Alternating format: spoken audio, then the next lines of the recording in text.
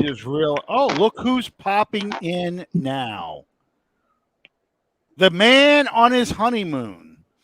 Welcome, Bob. Welcome, everybody, to another exciting episode of Under the Dome. It is now officially football season, training camp, first 5 practices in the book. Bob Rose got married. Sean is doing whatever he does over there at the Two Dudes Barbecue. I'm doing whatever I'm doing, trying not to get fired at work. So it's been a great a few days. Oh my God, I don't even want to talk about work. Anyway, welcome. All of us don't have a cush job like Mr. Rose. Yeah. Congratulations, Bob. Yes. I'm so sorry that I was not able to be there. I wish with everything inside of me that I could have been there to see it firsthand. But congratulations to you and Lauren. I hope y'all have the life together that y'all deserve. Guys, Al and Sean, thank you both very much. And I understand the reasons why neither of you could make it. And honestly, I'm obviously not upset at all or not angry at you. But you two are among my closest friends. So I certainly wish you guys and certainly Debbie could have been there as well. But I know you were there in spirit, and we'll get to spend time around each other when we're down there in November for sure, maybe a couple times this fall. But thank you very much, and for all the messages and messages and heartfelt well wishes from you viewers too. It means a lot to both Lauren and myself, and we had a heck of a time. Obviously, I'm still here to alter the words of Brent Mushberger. You are looking live at the Atlantic shores of Ocean City, Maryland, where we'll be for the rest of the week. So anybody that follows my work, you're not going to see any articles until probably early next week. But I'll be popping on a few shows here and there. So always honored to join you guys. Well, evidently, Bob just consummated the marriage because he's smoking a cigarette. But anyway. I had to say something like that, Yeah, Bob, Debbie and I are really upset we couldn't go. I mean, if you would know what's been going on since Friday, it's for me, it's just been unbelievable.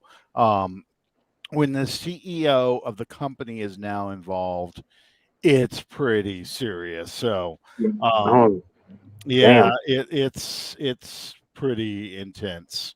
And it still isn't over yet. We have another meeting again tomorrow. So anyway, enough about that. We don't need to go into any more details than that. But okay, so we've got week 1, or the first 5 days of practice, I should say, in the books.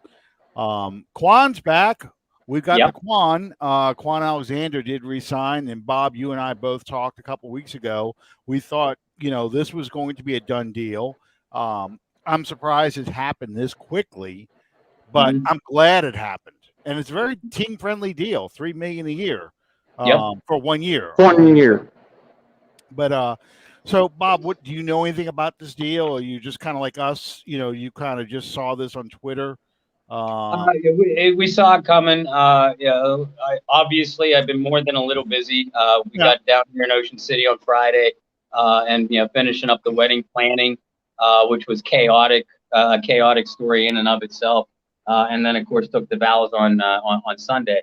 But I've been following Saints News as closely as I could, and through our site, Saints News Network and SI.com. John Hendricks has been at practice every day. Kyle Mosley hit there for 2 or 3 days. So he and John are holding down, completely holding down the fort till I get back. And it is a team-friendly deal with Kwon, just as many of us suspected, and you guys and I have speculated that this would be the case. A 1-year deal for him.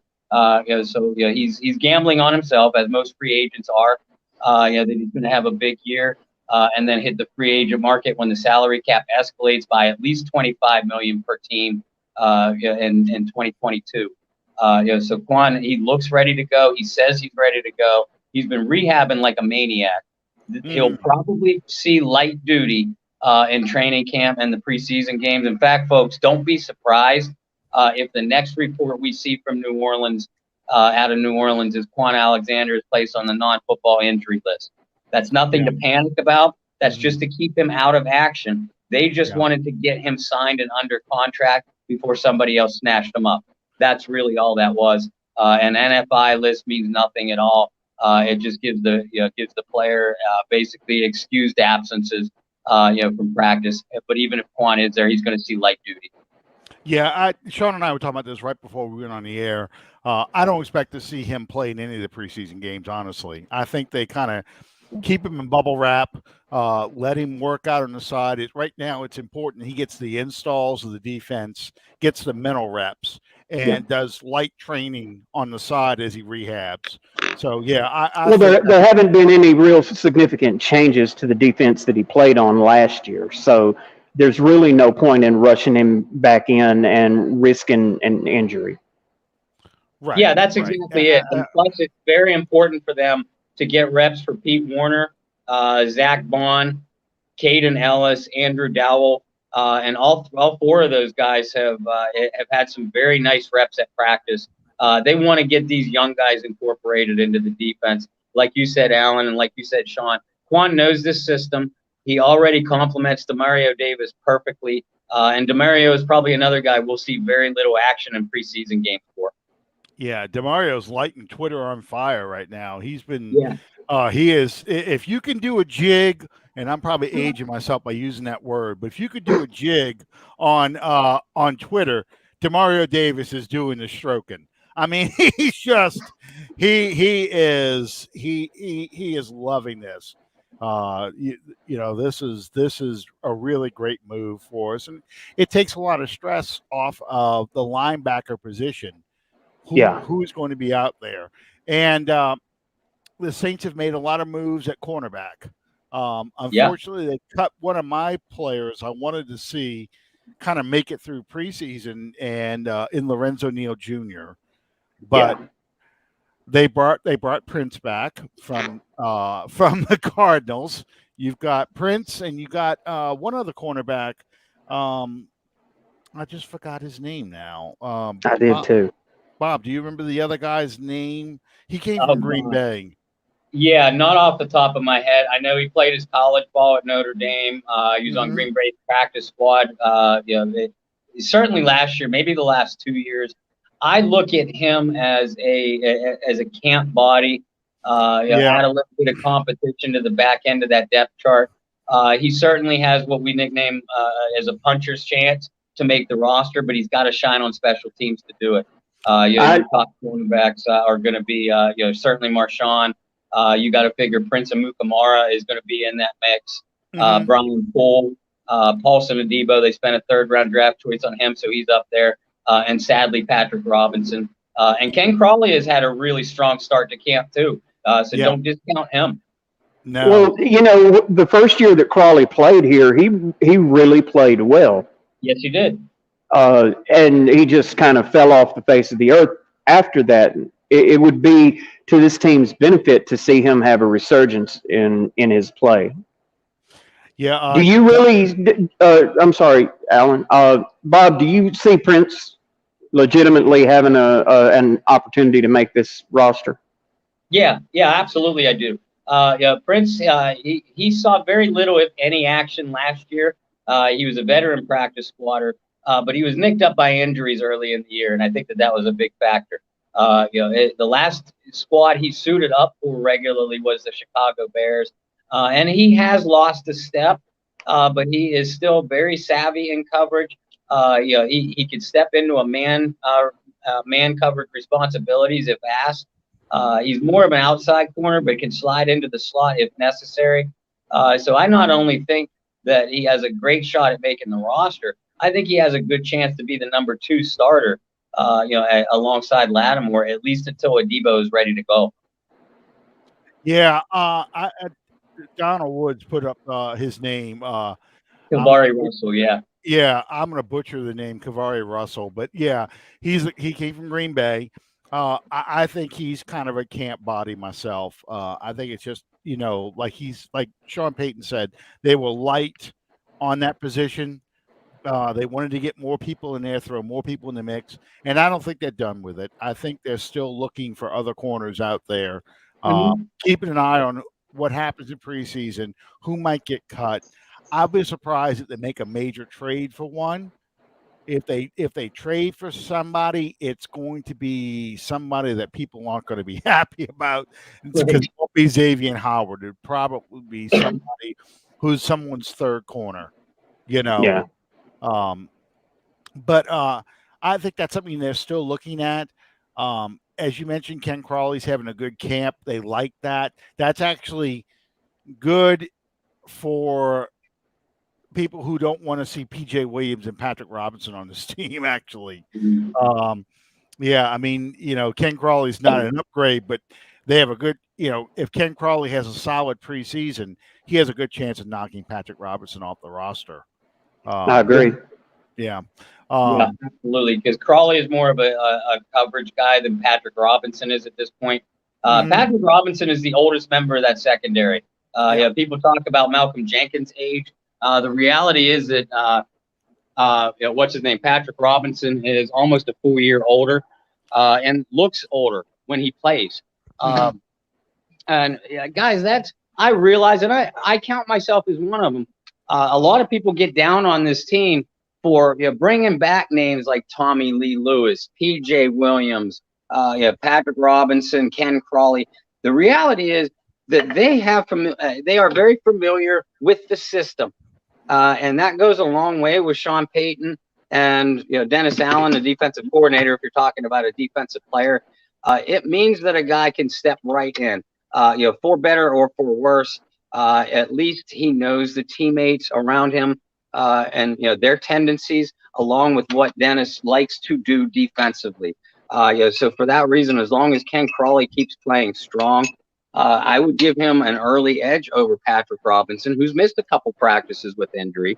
PJ, I do think has a strong chance of making the roster because of his versatility. Yeah, I was going to talk about the injuries in a minute because in today's camp, both Traquan Smith and I want to say Keith Washington went down with injuries. Yeah, I was Keith. Okay. What did we have as the over-under that Carson Wentz would be hurt by already? Well, what's ironic is the talk right now is the Colts are going to try and make a trade for Nick Foles. And, here we go. Carson Wentz gets hurt and Nick Foles comes in to replace him playing under Frank Reich, so again, Eagles fans, your team is now in Indianapolis. Well, let's shift gears a little bit. Let's talk about some of the players who are having okay. Yeah, somebody who has fantasy football. Need him for the week of the Packers. Absolutely. Bob, in your opinion, I know you've been busy, but in your opinion, who's having a good camp this year so far? Who's what? I'm sorry. Who's having a good camp? What players you think are having really good camps this year? Well, we talked about Ken Crawley. Yeah, but let's start with the stars. Marshawn Lattimore has come out of the gates really strong, which is a little bit unusual for Sean. He usually gets off to a slow start to the regular season, which the three of us talked about last week, and comes into camp last 2 or 3 years. He's come into camp a little bit out of shape, but the man looks absolutely ready to go. So you have to be encouraged, encouraged about Marshawn.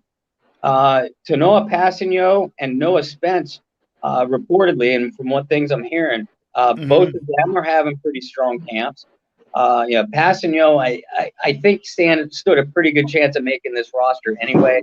Noah Spence is overlooked by a lot of people, but that kid's got real good natural pass rushing skills.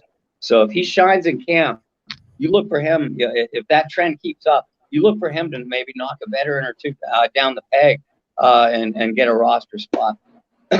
Chris Hogan has come up big with some nice catches. Kind of wowing the crowd.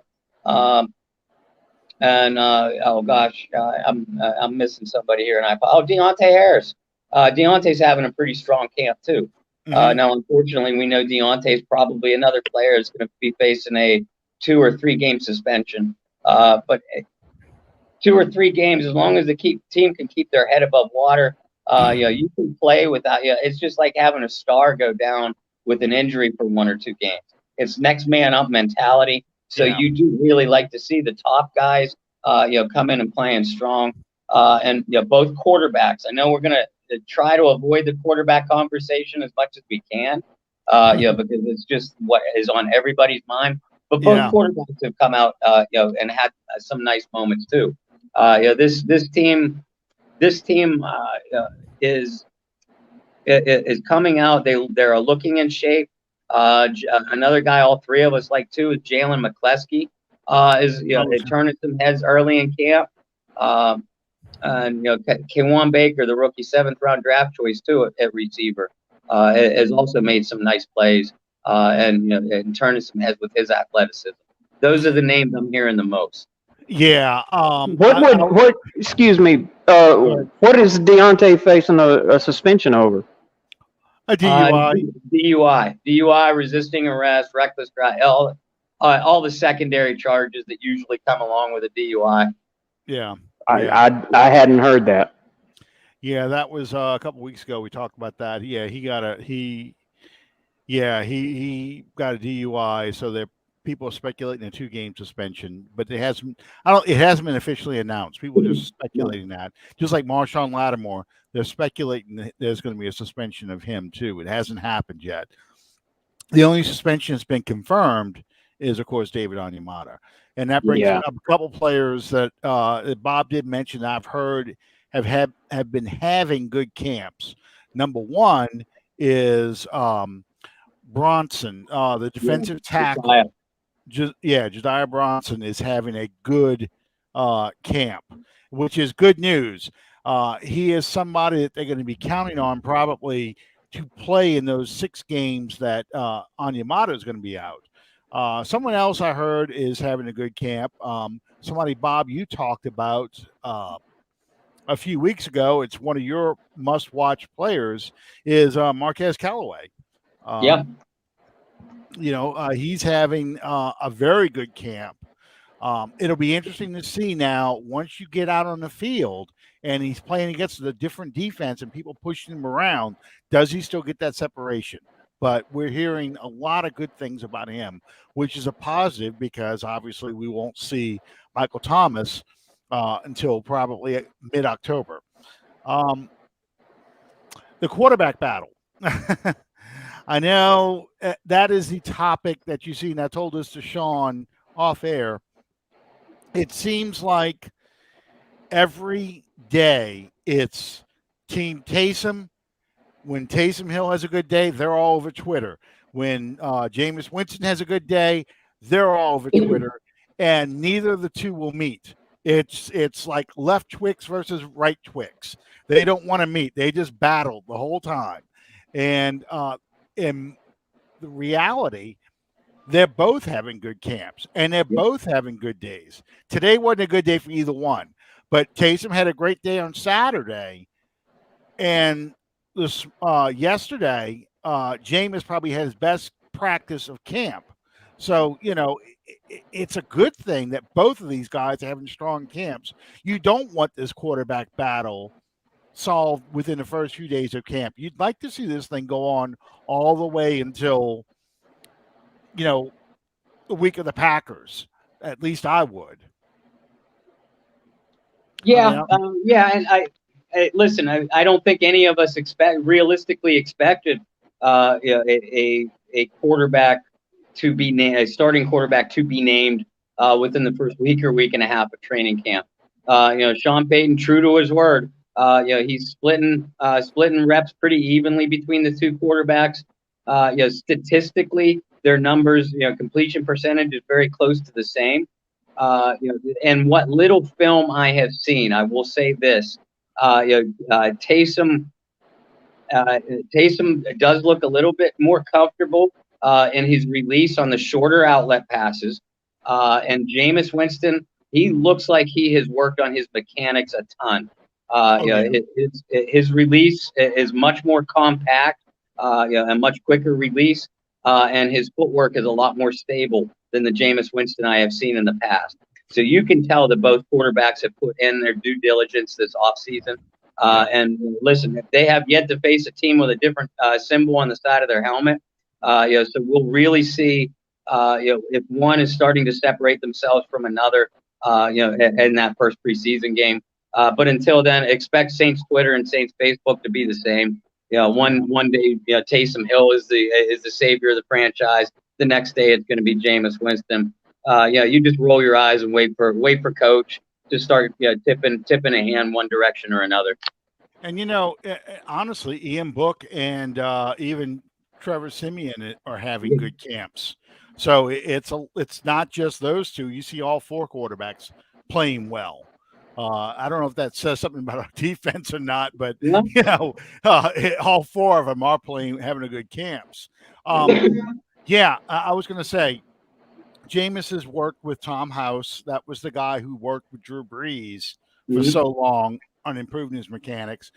Jameis clearly has a much more compact release. His footwork is a lot better. I don't like the footwork drill they're showing a lot, but I'm old school. But he seems to be getting much better on his drops, setting up, and letting the ball go instead of just trying to just use his athleticism and just all arm. And Taysom had a conversation, I think it was Saturday, I was watching this video. He was talking about his footwork and how he is getting much better at getting his eyes under his feet. And people are like, what the hell are you talking about? But football quarterbacking 101, your feet tell you where the ball is going to go. Every time. Not your eyes, not your arm, not your torso. It's your feet. Wherever your feet are pointed, that's where that ball is going to go. And Steve Young talked about this when he was under Bill Walsh. Bill Walsh says, if I can get you to improve your footwork, I can make you a better quarterback. It's all about your feet. And Steve Young, like, what the hell are you talking about? But that is exactly how the system works. So, you're seeing that progression with Taysom, and it's a good thing. Yeah. How many Bob, Alan, I know your answer to this already, but Bob, how many quarterbacks do you see us keeping on the roster? I see 3.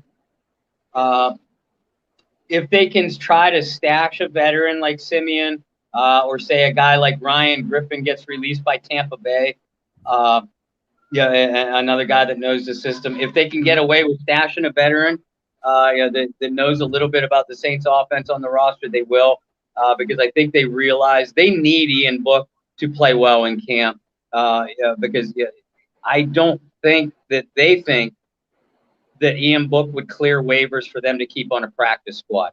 So they absolutely need to keep 3, because you remember, let's say hypothetically that Jameis Winston ends up being the opening day starter, and a lot the betting odds would seem to favor that. I would certainly lay down a few dollars that states that you want to use Taysom Hill throughout your offense, and hope to keep him as a number 2 guy. Taysom wouldn't see nearly as many, if any, reps on special teams. But if in this hypothetical scenario, Jameis Winston is your starter, Taysom Hill will still play multiple roles for the offense, you still got to have a number 3 guy that you feel confident in bringing in the game, in case Taysom Hill gets hurt on a slant route, and then your starter goes down later that game. So they want, ideally, like I said, they'll keep 3 on an active roster and have a 4th guy on a practice squad, preferably a veteran with some kind of NFL experience. Yeah, that was one of the things I was going to talk about. A lot of people are saying, give the starting job to Jameis and let Taysom do what he does, being the Swiss Army knife. I don't think he can afford to have him to be the Swiss Army knife anymore. This is not a case where you have Drew Brees as your starter and you can have a veteran backup as your number 3 guy. That way you can just let Taysom do what he does. I think Taysom now is a quarterback. And yeah, there'll be plays where he'll play running back, and he'll be a running quarterback. But let's just say, hypothetically, Jameis Winston wins the job. You've got Taysom as your number 2 guy, and you got Ian Book now as your number 3. So in the game plan, instead of Taysom being in the quarterback room, he is now in the receiving room or the tight end room, really learning the game plan. Jameis gets hurt early in the first quarter. Andres Pete misses a block, and Aaron Donald crushes Jameis's passing hand. Okay, so he's not coming back in. He's got a broken passing hand. Knock on wood. Jameis has now been. I mean, Taysom has now been in the receiving room. Do you make him the quarterback now, or do you have to keep him in the game plan as a receiver / tight end / running back? And now Ian Book is your starter. I mean, can you afford that? And my thing is, you can't. But like you said, you can't afford to cut Book because he's not going to make it through waivers. He'll probably get signed up to practice squad to keep a Terrence Simeon in there. I'm sorry, Trevor Simeon. I keep saying Terrence. Trevor Simeon. You can't afford to keep him as your 4th quarterback just so you can play Taysom in his Swiss Army knife position. So I think Taysom is going to be a quarterback, preparing like a quarterback every week, and will be in the game plan as a quarterback, running the plays that you used to see him run when they take Drew out. They'll do the same thing with Jameis. So it'll be interesting. That's why I'm really watching the receivers right now to see who steps up, because I don't think Taysom will be able to play receiver or tight end this year, and he definitely won't be on special teams. Well, yeah, and like you said, the last two or 3 years, we've seen Taysom regularly get 22 to 25 offensive snaps. If you use him in that jack of all trades role, you're not even going to see that many snaps from him, because, like you said, even if Jameis is the starter, you can't afford to risk Taysom getting hurt, during a routine offensive play because he's your number 2 guy. But in that scenario, you would still shift Taysom back to quarterback, but you would have to run an extremely vanilla game plan. It would be a lot of runs, a lot of wildcat stuff, and very basic passes that's in their everyday game plan, not that specific week's game plan. For all the reasons that you just mentioned, Alan. What do you see that scenario playing out that way, Sean? Yeah, I really do. Like Alan said, the stakes are higher for Taysom now in terms of what you have him on this team for. You're going to need him to be that backup because, as Alan pointed out, you don't have Drew Brees and Jameis Winston both on the sidelines as a just in case. You've got Jameis and you've got Taysom, and then you've got an unknown quality in the other 2, Book and Simeon. So you're going to need Taysom to be healthy and stay healthy, and doing as much as he's done the past couple of years, that was always a danger. Yeah. Well, and to Bob's point too, I think you can get a Trevor Simeon anytime. You can get one like him anytime off of waivers or off the street if you have a long-term injury and you need that veteran quarterback. Ian Book is a lot harder to keep at this point. And there, Ryan Griffin is a good example of somebody that could probably pick up if the Bucs let him go. So that's how I feel about having a third veteran. You really don't need to have that third veteran right now. One of the things Donald Woods pointed out earlier, and I wanted to get your take on this too. Speaking of signing veterans, they signed Devontae Freeman, which is actually kind of funny for me considering Sean Payton did the whole choke thing to him in the game. And they moved Ty Montgomery from running back to receiver full time. So I want to get y'all's take on this. First off, what do you think of the Freeman signing?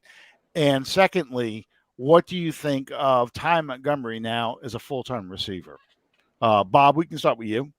Okay. The Freeman signing, I almost got in trouble on the wedding day because it happened on the wedding day, and I got kind of involved. It certainly raised an eyebrow to me. After I thought about it, I mean, I've always liked Devontae as a player. He's one of the few Falcons that I've ever liked, at least as a player. But after I thought about it, I absolutely love the move. First of all, style-wise, he's very similar. He's a less athletic Alvin Kamara. Yes. He's a solid receiver out of the backfield. You can move him around. He's a slashing type of runner. And that allowed them to do exactly what they did, is move Ty Montgomery and give him more reps at wideout. Mm-hmm. I thought Ty Montgomery would make the roster in 2020, and I predicted so. But I predicted he'd do it as a wide receiver. And I thought that as the season went along, Ty Montgomery would just distinguish himself more as a receiver than he would a running back for the Saints, at least last year. And it didn't turn out that way. They needed him more at running back. Because of different injuries and whatnot. Ty is an excellent receiver, both out of the slot and along the outside. So I think it's a great move. It gives a lot more versatility for the Saints at the running back position. And assuming Devontae Freeman has some football left in him, and early reports the last 2 days saying he's been getting a lot of reps right away. And he looks really good, really fresh. So I love his fit in the system, and I love what that allows them to do with Ty Montgomery. Agreed. I totally agree. And I think about in the both in the Tampa game and in the playoffs, and also the game where all the running backs had gotten COVID because Alvin Kamara had tested positive for COVID. So they were all out. So Ty Montgomery had to take over. I think, Sean Payton once again falls in that whole, oh, God, what happens if I lose all my running backs? Who am I going to go to? Right. I want a veteran guy back there who can do the same things and we don't have to completely change our offense for. And I think that's, like you said, Devontae Freeman fills that kind of role. A poor man's Alvin Kamara at this point in his career. So, yeah, they can use him like Kamara, but you can also do what they used to do with both Darren Sproles and Reggie Bush. You can split him out as a wide receiver in certain formations and have Freeman in there in the backfield. And it takes the pressure off of both Taysom Hill and Latavius Murray having to be your hammer. Your inside running back, which is kind of what they've done. And I like Ty Montgomery as a receiver again. I think he fits really well in the slot. He gives you a little more veteran confidence because he's done it more so than Chris Hogan does at this point. So, so Sean. Yes. I'll ask you, since I know you're up there in North Louisiana, you don't get as much Saints news as we do. What do you think of the offensive line so far?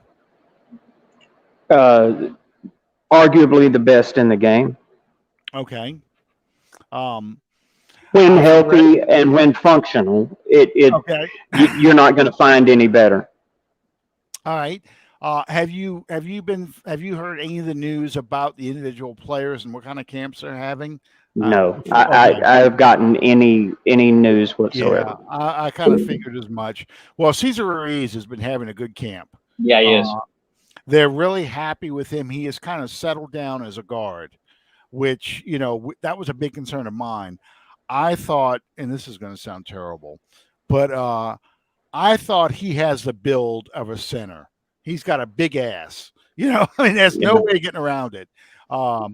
He is a big, squatty looking body, which is typically what a center is supposed to look like. And it looks like now he's a lot more comfortable in the guard position.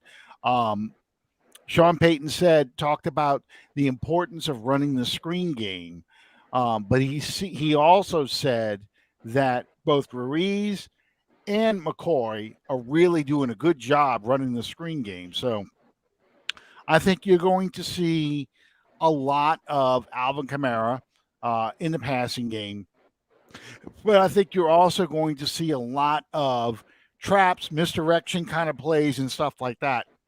Yeah. Try and get this running game going forward. So I guess what I was trying to get to with you with these questions was, do you think this is going to be a good offensive line, to protect whoever the quarterback is who's going to hold the ball longer than Drew Brees did, and B, be able to open up that running game to really control the clock to protect his defense? I think so. You have the advantage of most of these guys having played together now for several seasons, so they know what they have to do to protect each other and play well as a unit. And I think that can only be a positive. Absolutely. Bob, how do you feel about the offensive line? Yeah, I completely agree. And Sean hit on a point that a lot of people don't talk about, and that is cohesiveness. These guys have played together for several years now. Ruiz being the outlier coming into his second year, but that's still a year around the rest of his teammates. You look at the individual skills. Armstead and Ramczyk are among the best at their respective positions, and heads and shoulders the best tackle duo in the NFL. McCoy is a Pro Bowl caliber center. And say what you will about Andrews Pete and pass protection, but when that man is healthy, he is a mauler in the run game. Absolutely. And then you look at James Hurts as your sixth lineman, and don't overlook this week's signing of J.R. Sweezy. Sweezy can play either guard spot or even fill in at center. He is an experienced veteran starter. So as long as he's healthy, that's another interior athletic guy where you can go. You now go comfortably 7 deep along that offensive line when you factor in a Hurst and a Sweezy, where if one guy gets injured, and Andrews Pete and Teron Armstead both have lengthy injury histories, you now have some nice flexibility and solid depth at that offensive line. And the fact that Ruiz has been coming along so strong so soon into his second training camp. I agree with you, Alan. The night they drafted him, after I got over my initial rage, I thought to myself, I'm like, okay, Ruiz is going to be your center, and they're going to move McCoy to guard because he has more of the natural guard body type. We still might see that, but the more likelihood is they need Ruiz to play well at guard because McCoy has just blossomed into too good a center. So as long as Ruiz keeps progressing, that was the only major question mark other than health that the starting five of this offensive line faced. Because like Sean said, you're not going to find a unit better than that. With 4 established quality Pro Bowlers and now a good-looking rookie first-round draft choice, or not rookie, second-year first-round draft choice is filling out nicely with 2 great veteran depth pieces. And I had to go back in time a little ways. The last center that started out as a guard, they moved him over to center, was LaCharles Bentley back in 2004. Wow. Yeah, most of the time they brought in guys just to be centers. Okay, Yeah. and then before that, you had to really go back to the days of Steve Court, Yeah. when he was with the Saints in the Bum Phillips era. And even to an extent, he really didn't play guard very much. He kind of filled in at guard when needed. But um, Hilgenberg, Joel Hilgenberg played guard briefly, but he was really brought in to be the center. So, having a guy start out at right tackle, then switching over to left tackle, that that's been a lot more common for the Saints than having a guy start out at guard then kicking over the center again. They kind of have this attitude. Okay, you're a center, you're going to be a guard, you're going to be a guard. You can play tackle if you have to, but we want you at guard, and we'll flip our tackles. But that's about it. So yeah, I think Ruiz, if he does ever become the center, it's probably because they lost McCoy. Yeah. I think his future is going to be guard for a while. I don't see them feeling the need to, as Bob alluded to. I don't see them saying, okay, we have to transplant McCoy. He's just too good at what he does. Well, I think they wanted to kind of have a battle to see which one was going to be better. It didn't play out last year because of COVID. So I think this year they're kind of like, you know what? We got a new quarterback. We've got some new pieces on offense. We got a lot of new pieces going on here. Let's just try and let him develop more as a guard. McCoy is really, like as Bob said, McCoy is really turning into a Pro Bowl level center. Let's not upset the apple cart, Yep. because Yeah. we may end up with two bad players out of position than having one player that we can correct if we have to. Yeah. So, Completely agree. okay. Couple other positions we haven't really talked much about. The punter battle, we briefly touched on it last week, but the punter battle almost seems over, and we're only 5 days in, because Nolan, is it Connolly? What is this punter's name? Cooney. What is it? Cooney. Nolan Cooney. Cooney. Nolan Cooney is not doing well in camp. Apparently, Blake is out kicking him all over the place. At least my understanding so far. There's not a whole heck of a lot they talk about as far as they've been working on punting, they've been working on coverages, and I've read more about gunners and return guys than I have about the punting battle. But the punting battle so far seems to be all in Blake's favor.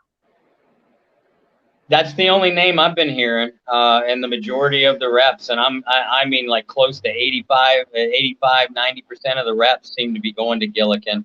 Yeah. And he had to have been the favorite coming into camp anyway. Mm-hmm. And listen, if neither of these guys pan out, and we all know how Sean Payton has such little patience for the kicking positions, there is still a guy that Payton will have the utmost confidence in. Just sitting at home enjoying retirement life with his beautiful wife. Thomas Morstead would come back to the Saints in a heartbeat. To finish the season, he has a very close relationship with Will Lutz. And remember, the punter battle is not going to be just about who is punting the best, leg strength wise and directional wise. It's going to be about the holder too. And we haven't seen Will Lutz in action because he started off camp on the non-football injury list. Again, folks, don't be concerned about that. It's just to give him a little bit extra time to round into shape. If the Saints start auditioning kickers, then we need to be concerned. But other than that, Will Lutz is going to be your kicker, and he is healthy until told otherwise. But Lutz needs to have a holder that he feels comfortable in too. And we really, that is going to decide who wins this punting job just as much as directional ability and ability to boom the ball out of poor field position. Don Woods is asking a good question here. Who do you think is I'm sorry, skip this one. Who is better, Jeff Fain, Jonathan Goodwin, or Brian De La Puente? And he even threw Max Unger in there. Who is the better center? in my opinion, if we look at just those three, Fane, Goodwin, and De La Puente, I got to go with Goodwin. Yeah, me too. Yep. If you're going with the whole list that you put up there, Mm-hmm. it's got to be Unger for me. Okay. Bob? Unger his last couple of years struggled with injury. But yeah, in his prime, you had to go Unger. I mean, he was just a master technician.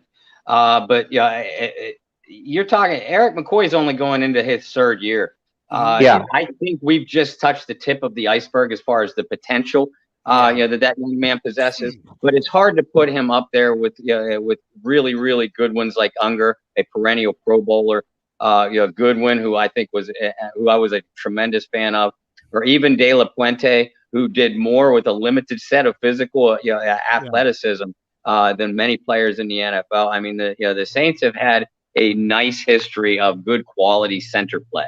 Yeah, I mean, now all of that being said, I do think that McCoy has the potential to top that list before he's done. He does. He's the best center in Saints history. Most people aren't going to remember who he is because it goes back way back. But John Hill is always in the Saints, all-time anniversary teams. Mm-hmm. He played from 74, I think, until 82. He was probably when he came from the Giants, probably one of the most consistent centers that the Saints had. Unfortunately, the next center that had a long enough career with the team before Peyton showed up was Joel Hilgenberg, because Dave Port, one of the strongest men in University of Arkansas history, he still has a record, I think, for squat, close to 600 pounds. I think he was doing squats. One of the strongest men ever. And he still looks like a horse. I mean, he is huge. If you see pictures of him today, he does the before the countdown to kickoff show. He does the show, I think, with Steve Geller. So, you get to him. He's got that late night radio DJ voice. It's really, really, I'm surprised he didn't have women calling him because he's got that kind of voice. But he's really, he only played for a couple of years. His injuries started to set in. And they kind of rotated him. John Hill, he was the guy who replaced John Hill. And then he got some injuries. And then when Jim Mora came in 86, that's when they brought in Hilgenberg. And he kind of swapped places with Hilgenberg for a little while. And then he was out. Hilgenberg. And then after Hilge his brother Jay did it for a year before he retired. And then I want to say, I think Hilge stayed until Ditka arrived in 97. And it might have been 96, Jerry Fontenot showed up. And Jerry Fontenot was the center until, excuse me, I think until 2000 or 2001. And then they drafted LaCharles Bentley. And LaCharles Bentley kicked over from center to guard. He only lasted a year as a center, and then we'd start talking about Jeff Fane coming in 2006. So, that's just me off the top of my head. I'm probably not exact on those dates, but yeah, According to my memory recollection, if that's not dead on, that's pretty darn close. Yeah. And then we go into Goodwin and De La Puente, Unger, and now McCoy. Yeah, because.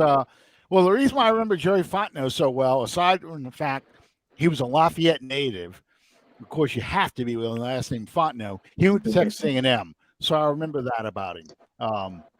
And Jerry Fontenot's job on the team was to keep Kyle Turley under control. Yes. In fact, which is probably a lot easier said than done. Yeah, you see, that's the guy. When Turley comes out in 2001, Bob just wrote about that season. In 2001, when Turley came out of that pile with the Jets and had that player's helmet and threw it, Fontenot's the one that runs over and grabs Turley and escorts him to the sideline, and I still remember him being on this show. And I asked him, what was your first thought after you let go of that helmet? He said, "I just wish the son of a bitch's head was still on." I Yep. thought his head was in it. The way he was carrying that helmet, I expected the dude's head to still be in it. It was like the scene from Gladiator. Evidently the answer is no. And that Viking comes out of the woods, holding that friggin' dude's head while the headless body goes off on horseback. Yeah, that was that kind of moment. Saints fans loved it, but it cost us the game. Yeah, it did. And a probable playoff berth. Yeah. Yep. Yeah. Bob wrote about that 2001 season, and I responded to one of them, Bob, that 2001 was very frustrating. They had a lot of locker room problems in 2001 that kind of undermined that team. Yep. The receiver from the Redskins, whose name escapes me right now, but he was stealing money out of Deuce McAllister's wallet. You had the whole Willie Rove's wife was sleeping with a player, Joe Johnson. Excuse me. Sorry about that. Not Joe Horn. You had Ricky Williams wasn't talking to Deuce McAllister and actually was openly hostile to Deuce McAllister. So, there was a lot of things that went wrong that season. But in 2002, that was the year that I really was disappointed. And we've talked about this before, but that was the season I thought they had the best shot of getting to the playoffs. They had to win one game to get to the playoffs, and they lost those last three games of the season. So it really, that was a tough year for me. And I think that's the year that the fans turned against both Hazlitt and Brooks, because they felt like you didn't play to get to the postseason. Yep. You did things to protect your quarterback and sacrifice the season for it. So, I know it's a strange segue as we, talk about training camp, but you bring that in. But, I wanted to also highlight some of Bob's great writing he's had, not just on the players, but also on some of the history of the team. Yeah, and I do enjoy writing about. We didn't get to do it. Our network didn't get to do it much this off season. Because there were so many secondary storylines to cover. But I have always enjoyed writing about the history of the organization. And our good friend John Butler does a great job too. We've all worked up friendships with a number of former players, including several players from that 2000, 2001, 2002. Willie Whitehead, I consider a friend of mine. He's a great guy. We all know Joe Horn. Kyle Turley is a mutual friend of all of ours. I've had the honor of interviewing Willie Rope as well as Keith Mitchell. And Sammy Knight, I've met in person and had the opportunity to interview. And so much more great talent on both sides of the ball. I mean, at Brooks, McAllister, Boo Williams, I've interviewed as well. And we can go on, Leroy Glover, Joe Johnson, Norman. We can go on. I mean, there was so much talent on both sides of the football. And it was fun to be a Saints fan again after the Ditka era. It was fun to be a Saints fan again, but the team never realized its full potential of what it was able to do after just tasting a little bit of greatness in 2000, 2001, 2002. I'll call it for what it is. They choked down the stretch. And our mutual friends that were on that team, they won't use the C word, but they'll use every word but. They realized that there were several missed opportunities there. Yeah, it started with 9/11. You skipped a week that season, 2001. I can't believe it's going to hit 20 years. I cannot believe that was 20 years ago, but it was. But yeah, the week after 9/11, when football came back, where do the Saints have to go? They have to go play the Giants in New York. I mean, my God, what else could you? I mean, I couldn't think of a worse opponent to go play after 9/11 and a worse place to go. I mean, that team, there was no way that was like Atlanta coming for the dome reopening. There was no way that the Giants were going to lose that day. There just wasn't. And then Kyle Yeah. Turley gets in a fight with Michael Strahan. I mean, so that just typifies that game. So yeah, This is the same as the first game after Katrina. that's what I meant. The insulting nature of going to the Meadowlands and playing that game as the home team. Yeah, that was so insulting to this team. That was not a home game. I mean, that's like Atlanta.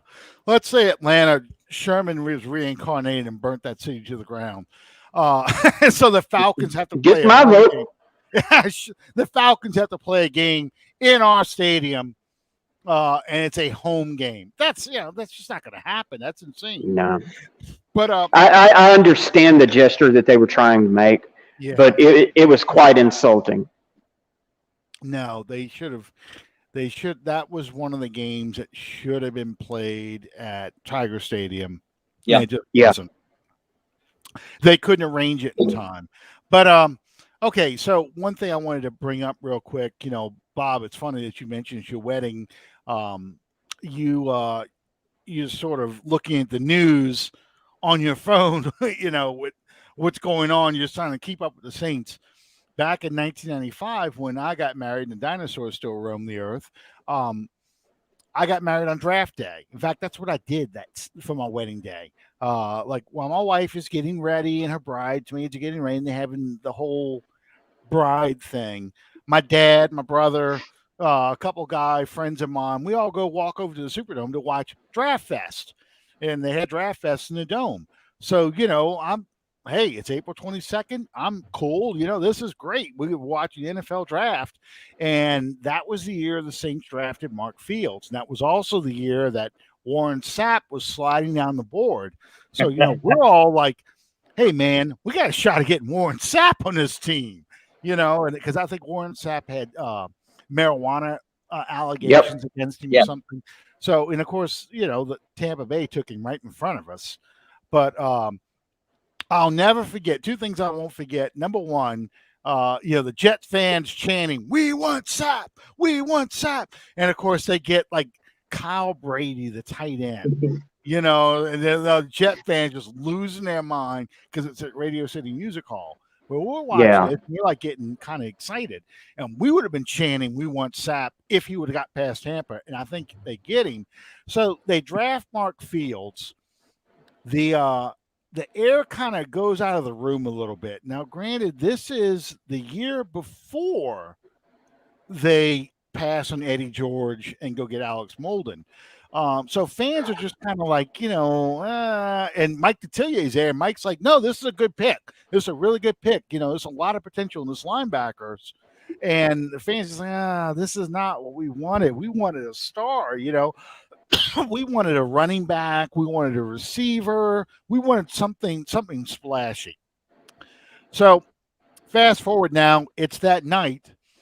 I am mic'd up for the wedding. The wedding guy, the photographer, and the video guy think it's a great idea to put a microphone on me during my wedding. And I'm nervous enough, so I'm kind of babbling, and I'm quoting Danny Abramowitz to my brother, leaning towards going, "Turnouts on the short side, Bill. I can get this guy on a turnout. Turnouts on the short side," because that was the if you've ever seen the Danny Abramowitz NFL film, he's bugging the crap out of Billy Kilmer. Throw me the ball, and he's telling him over and over and over, I can get this guy on a turnout. So I'm doing that kind of crap.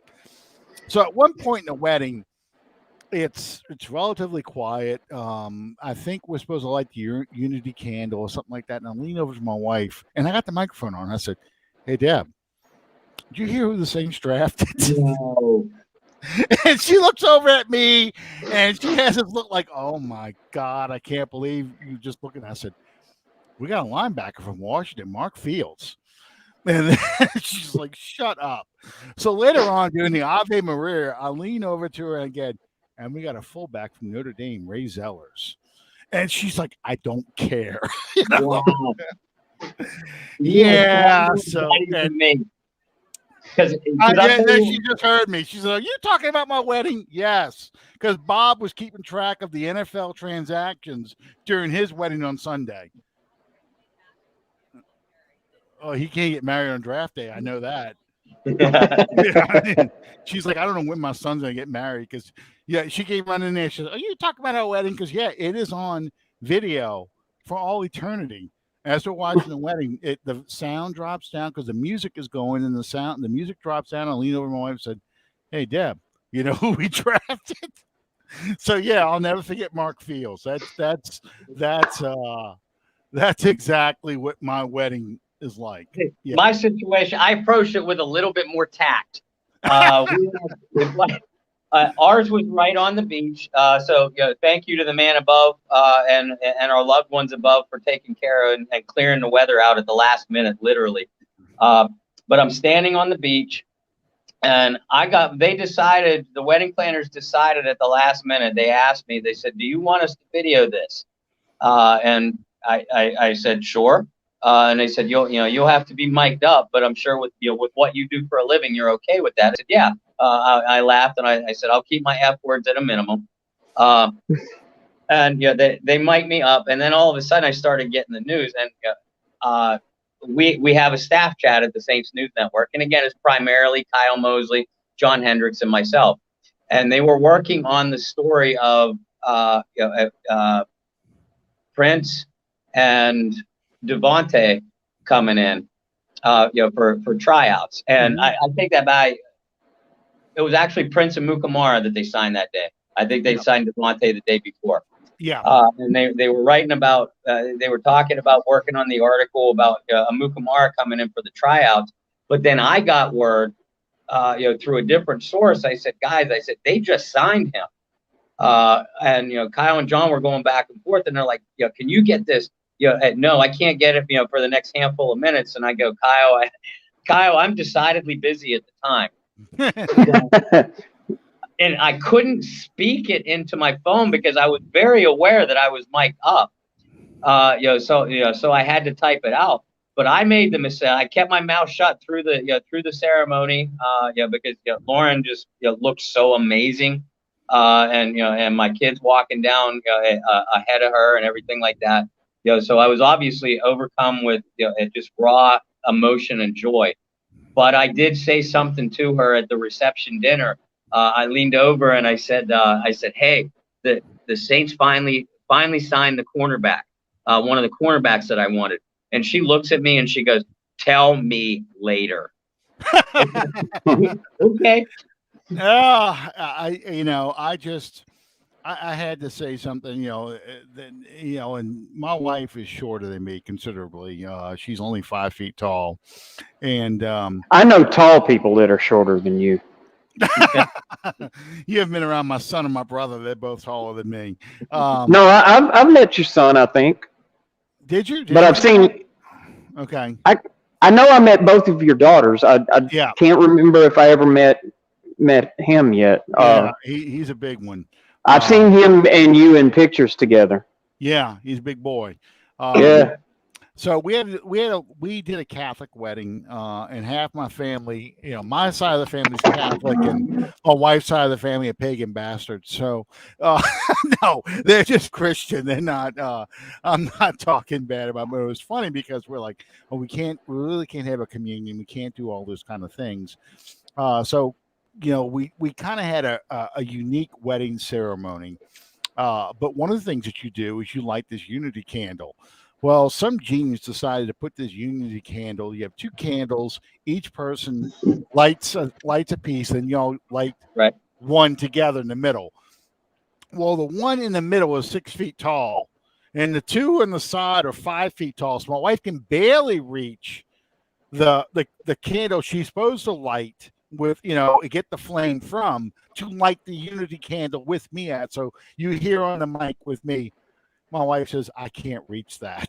So I got to take it. And of course, my whole family's watching this and they're laughing. You can hear everybody laughing at church. She's like, "I can't reach it." So yeah, it's fun to be mic'd up. You catch all kinds of impromptu conversations, nothing inappropriate, just funny stuff that, I'm trying to be funny and I'm getting nervous and that kind of thing. I was glad she showed up. I was worried she was going to run. um, Anyway, one last question. I know you're going to have to go soon, Sean, and Yeah. Bob. We've kind of uh, touched on this a little bit, but one thing I wanted to ask so far, we've talked about the guys who are having great camps. Who is a guy having probably is the biggest disappointment? Somebody you thought would come out, look really good, and just really hasn't impressed. You got to go with the names that you're just not hearing a lot about. Latavius Murray is not getting very many reps at camp, and when he is, he's just getting he's just performing kind of ho hum. I'm personally not overly concerned with that because Latavius Murray is not one of those players that's going to dazzle you on a specific play anyway. He's more a bread and butter kind of guy. But for the general fan, I think that you got to put Latavius Murray in a camp disappointment kind of thing. And I got to go with Traquan Smith. Traquan has had a couple decent practices and decent catches. As far as I'm concerned, or as far as I'm hearing, excuse me. But again, you left camp. You left your first padded practice today with an injury, and it doesn't sound like it's going to be that serious. Knock on wood.